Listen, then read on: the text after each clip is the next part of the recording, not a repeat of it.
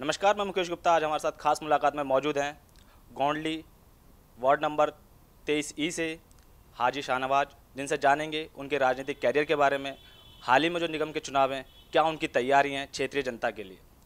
तो हाजी जी, आपका स्वागत है हमारे चैनल में हमसे बातचीत करने के लिए। नमस्कार सर, सबसे पहला सवाल मेरा यही है कि जैसा कि हम जानते हैं आपके बारे में कि आप एक अध्यापक थे, पीटीआई रहे हैं अपने स्कूल में, तो और आज आपको मौका मिला है पार्टी की तरफ से, तो ये जो राजनीति का सफ़र था वो किस तरह आपका रहा और इसके बारे में थोड़ा बताएं हमारे दर्शकों को।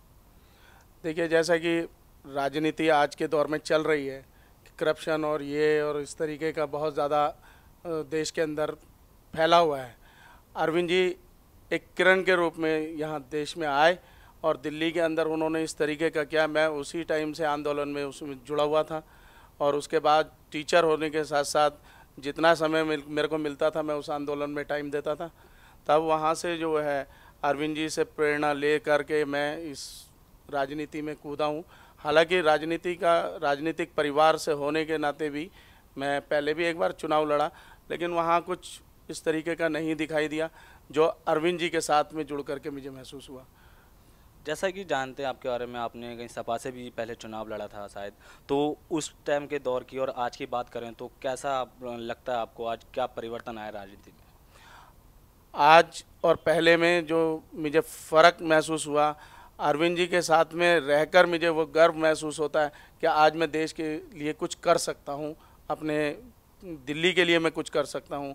जो दर्द अरविंद जी के दिल में है दिल्ली को लेकर के, वो मैं आज महसूस कर रहा हूँ कि अरविंद जी ने मुझ पर विश्वास किया और मुझे यहाँ गोंडली वार्ड नंबर 23 से जो है टिकट दिया।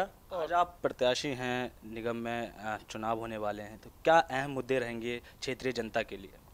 देखिए, जैसा कि आपको पता है कि काउंसलर के क्या क्या काम होते हैं, वो अपने इस क्षेत्र में रहते हुए मुझे महसूस हुआ कि लोग जो है काउंसलर बन तो जाते हैं, लेकिन जो है अब जनता के जब सेवा करने का मौका आता है वो कभी नज़र नहीं आते क्षेत्र के अंदर। वो मुझे भी नज़र आया कि कांग्रेस और बीजेपी के लोग जो हैं वहाँ पे काउंसलर बनने के बावजूद जनता के बीच से बिल्कुल गायब हैं और नालियाँ पूरी सड़ी पड़ी हैं, टूटी पड़ी हैं, सड़कें टूटी पड़ी हैं, गलियाँ टूटी पड़ी हैं और कूड़ा करकट, बिजली, ये सब कहीं कुछ सफाई नहीं दिखाई दे रहा। पार्कों की बदहाली देखिए आप जा कर के, और गलियों को आप ये सब देखिएगा गलियाँ किस तरीके से बेकार हो रखी हैं। कहीं ना कहीं आपको लगता है कि जिस तरह से भ्रष्टाचार की बात कर रहे थे केजरीवाल एमसीडी के अंदर, काफ़ी सारे आरोप लग रहे हैं एमसीडी के ऊपर, वहीं दिल्ली प्रदेश अध्यक्ष भाजपा के ने एक बड़ा अहम फैसला लिया है कि सभी टिकट काट दिए उन्होंने। जो एक छवि बन रही थी निगम की, उसको दरकिरार करते हुए ये नए टिकट देने की बात कही है। तो कहीं ना कहीं आपको नहीं लगता है कि वो जो चुनौती एक दे रहे थे भ्रष्टाचार को, वो उन्होंने बदल दिए? नहीं, वो तो आपको इसी बात से महसूस हो जाता होगा कि बीजेपी वालों ने अपने सारे पुराने नेता और पुराने काउंसलर हटा दिए। वो इससे आपको क्या समझ आ रहा है? एक मैसेज है ये कि उनको खुद को महसूस हो रहा है कि हमारे जो पुराने नेता थे, पुराने जो बैठे हुए सिटिंग काउंसलर थे, ये करप्ट थे और इन्होंने कहीं ना कहीं लूट मार, घूसखोरी ये सब किया है और ये चीज़ नज़र आ रही है हम लोगों को कि इन लोगों को खुद को उन्होंने इस चीज़ को साफ ही कर दिया है जो आरोप लगा रहे थे। अब नए कैंडिडेट आएंगे, जिस तरह आम आदमी पार्टी के आ रहे हैं उसी तरह बीजेपी के भी कैंडिडेट नए होंगे सर। नहीं, साफ नहीं किया है, उन्होंने मान लिया, एक्सेप्ट कर लिया है कि हमारे जो ये इनके जो नेता थे वो सब काउंसलर भ्रष्ट थे। इन्होंने एमसीडी को इतनी बुरी तरीके से लूटा खसोटा, जनता त्राही त्राही हो गई है। अब जनता को अगले चंद दिन बाकी हैं, 23 तारीख में चुनाव आयोग ने 23 तारीख दी है पोलिंग की, उस दिन उसको पता चल जाएगा इन लोगों को कि कौन जनता जो है क्या चाहती है। चलिए, आने वाले चुनाव में देखेंगे जो जनता चाहती है, लेकिन मैं अब पार्टी से जुड़े कुछ सवाल करता हूं आपसे। जिस तरह से 2 साल हो चुके हैं, 2 साल से ऊपर ही हो गए हैं आम आदमी पार्टी को, जो एक छवि बनी है, मंत्रियों पे आरोप लगते रहे, विधायकों पे आरोप लगते रहे, कहीं ना कहीं जो नेगेटिव छवि जो बनी थी, कहीं ना कहीं उसका खामियाजा पंजाब और गोवा में देखने को मिला। कहीं ऐसा तो नहीं कि निगम चुनावों में कुछ ऐसे ही हो? नहीं, ऐसी बात नहीं है। जो लोग हैं जिनका है पर्सनल वो हो सकता है, हमारी पार्टी में रहने के बावजूद पार्टी के जो अपने काम हैं वो देखिए, डेवलपमेंट के कितने काम हुए हैं।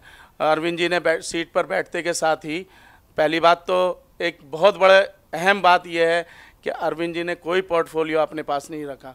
दूसरी चीज़, उन्होंने दिल्ली की जनता को ये दिखाया कि मैं देखो जनता के लिए काम करने के लिए आया हूँ, कुर्सी के लिए नहीं।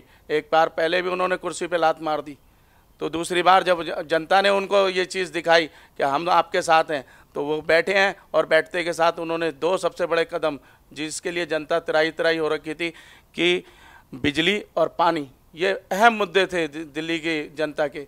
और अभी आप देखिएगा, अभी भी एक अनाउंसमेंट हुआ है जिसके लिए आप देख सकते हैं कि स्कूल के जो सरकारी स्कूल के जो बच्चे हैं और जो 55 साल से उम्र के बड़े हैं, उन लोगों को डीटीसी बसों के अंदर फ्री उनको दिया जाएगा। और बहुत सारे ऐसे मुद्दे हैं, मोहल्ला क्लिनिक, जो देश छोड़िए विदेशों में भी फेमस हो रखा है। कोफी अन्नान जैसे लोगों ने इसके लिए बधाई दी है अरविंद केजरीवाल जी को कि आपका मोहल्ला क्लिनिक हमारे तक फेमस है, और ये बहुत बड़ा स्टेप है अरविंद जी का। कहीं ना कहीं अरविंद जी के आप इतने सारे वादे बता रहे हैं, कहीं ना कहीं पूरे हुए हैं, लेकिन वहीं कांग्रेस ने अभी हाल ही में एक बुकलेट भी जारी किया था, विश्वासघात के 2 साल, जिसमें उन्होंने बताया था किस तरह जो ग्राफ है, शिक्षा का ग्राफ ले लें या डीटीसी बसों का ले लें, वो सारा झुकता गया। और साथ ही जनता में एक वो जो कुछ 70 वादे थे, उनमें सीसीटीवी कैमरे की बात की जा रही थी, और लेडीज़ कमांडो के लिए, लेडीज़ों के लिए कमांडो की बात की जा रही थी, वो सारी चीज़ पूरी नहीं होती दिख रही हैं। तो इनका खामियाजा कहीं एमसीडी चुनावों में किस तरह से आप जनता को करा सकते हैं? देखिए, मैं इसके बारे में तो एक ही बात कह सकता हूँ आपसे कि कांग्रेस इतनी बुरी तरीके से हताश हो चुकी है। वो अपने पहले जितने 70 सालों में उन्होंने वादे किए, वो उनसे कभी निभाए नहीं गए। और आज की तारीख में ये कि अब जब वो ऊपर से नीचे, ऊपर वाले ने उनको जो फटकार लगाई है और जनता ने जो फटकार उनको लगाई है, उनको दिखा दिया कि आप ज़मीन के कीड़े हो, ज़मीन पे ही रहने लायक हो, और आपसे देश नहीं चल सकता। अब इतने झूठे वादे उन्होंने किए हैं, वो चीज़ें आपको दिख रही हैं कि अनाप शनाप जो है वो आरोप के आरोप लगाएं। अब अरविंद जी ने जो जितने भी वादे किए थे, वो एक एक करके सारे पूरे हो रहे हैं। वो सेंट्रल गवर्नमेंट जो अरविंद जी को वादे पूरे करने के लिए, जिनके लिए हम अभी भी यहाँ पे मौजूद हैं, वो कहीं ना कहीं टांग खींचती है, कभी एलजी के उससे, कभी राष्ट्रपति के उससे। लेकिन अरविंद जी अपने लेवल पे जितने काम हो सकते हैं वो सारे पूरे कर रहे हैं, उसमें कोई दो राय नहीं। और जहाँ तक कांग्रेस की बात है, कांग्रेस से आज तक कोई ढंग का काम नहीं हुआ। जो उनके काउंसलर हैं उनको आप देखिए, कोई जो भी एक काउंसलर अगर ये इस तरीके के वादे पूरे करके दिखाए, 5 साल उनके गुजर गए। अब जनता उन लोगों को किस तरीके का सबक देगी, वो आने वाले चुनाव में पता चल जाएगा। सवाल उठ रहा था कि 67 सीट पाई थी अरविंद जी ने, तब इस बात को नहीं उछाला। फिर चुनाव होते हैं, उससे पहले कई बार कह चुके हैं कि वॉलेट पेपर इस्तेमाल, लेकिन जब वो जीत कर आए उसके बाद इन्होंने इस बात का कभी जिक्र नहीं किया आपने कहीं पर भी। लेकिन जैसे ही चुनाव होते हैं और बीजेपी आती है भारी बहुमत से, तो एकदम सवाल खड़े हो जाते हैं। क्या इस बात से सहमत हैं आप? देखिए, जहाँ पे किसी का जनाधार ना हो और वहाँ पे इस तरीके से कुछ आ जाए, तो वहाँ तो क्वेश्चन उठना लाजमी है। हमारा जनाधार था, हमने 28 सीटें उस टाइम पे ली थी जब कुछ नहीं था। हम 0 से शुरू हुए थे, 28 पे आए पहले। फिर उसके बाद जनता ने फिर दोबारा हमारे को बहुमत दिया, मैंडेट जो है हमारे फेवर में आया। हमने किसी को मना नहीं किया, आप मशीनें चेक कराते, कुछ भी कराते, हमारी तरफ से तो पूरी छूट थी। और सेंटर में ये लोग बैठे हुए थे, तो हमारे तरफ कोई ऑब्जेक्शन नहीं था। हमारे जो अच्छे काम हैं, मोहल्ला क्लिनिक है, विदेश के लोग तो हमारी तारीफ़ कर सकते हैं, हमारी मीडिया हमारी तारीफ़ नहीं करती। क्यों? मुझे लगता है कहीं ना कहीं इसमें जो है बायस। ये आपकी भी तारीफ़ करेंगे, अगर आप आइए काम कीजिए जनता के बीच में। और अगला सवाल मेरा यही आपसे, आप क्या संदेश देना चाहेंगे हमारे ANTV के माध्यम से? मैं कोशिश करूंगा ऊपर वाले की दुआ से कि जनता मुझे चुनती है तो मैं उन्हें सबको फुलफ़िल कर सकूं। जो अरविंद जी का ख्वाब है दिल्ली के लिए कि दिल्ली साफ़ सुथरी रहे, कूड़े का ढेर ना बने, जो MCD में गंदगी, भ्रष्टाचार, यह है भ्रष्टाचार मुक्त MCD हो, और हम लोग वहाँ पे ईमानदारी के साथ, ईमानदार राजनीति के साथ, अरविंद जी के सपनों के साथ वो उसको सुधार सकें। धन्यवाद। धन्यवाद। ये थे हमारे साथ हाजी शाहनवाज जी, जिन्होंने बताया कि वे अपनी क्षेत्रीय जनता के लिए किस तरह काम करेंगे, जो भ्रष्टाचार मुक्त की बात की जा रही है उन वादों पर अमल करेंगे और क्षेत्रीय जनता की समस्याओं का समाधान करेंगे। एक बार फिर मिलेंगे हम अपनी खास मुलाकात में एक नए व्यक्ति के साथ, उनसे जानेंगे क्या कुछ कर सकते हैं वे अपनी क्षेत्रीय जनता के लिए और क्या उनके वादे रहेंगे क्षेत्रीय जनता के लिए।